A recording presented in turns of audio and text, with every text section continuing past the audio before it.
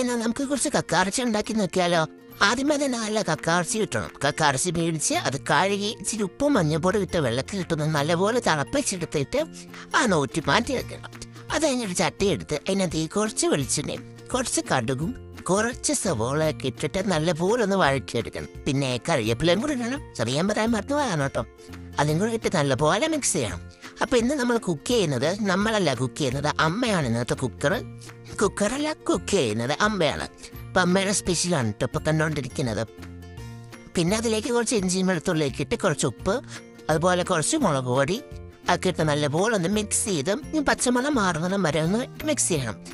അത് കഴിഞ്ഞിട്ട് നമ്മൾ കുറച്ച് ഇറച്ചി മസാല, അതായത് ബീഫ് മസാലയാണ് കേട്ടോ, ഇറച്ചി മസാലയും കുറച്ച് മഞ്ഞൾപ്പൊടിയും കൂടെ ഇട്ടിട്ട് നല്ലപോലെ ഇളക്കണം.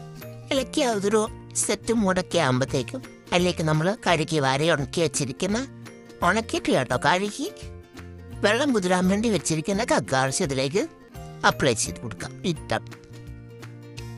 എന്നിട്ട് നല്ലപോലെ ഒന്ന് മിക്സ് ചെയ്ത് കൊടുക്കാം. ഇത് കക്കാർച്ചി നമുക്ക് ഇച്ചിരി മിക്സിങ് ഇച്ചിരി ബുദ്ധിമുട്ടൊക്കെ നേരിട്ട് വന്നാലും നമ്മൾ തളരാതെ നല്ലപോലെ അത് മിക്സ് ചെയ്തെടുക്കണം.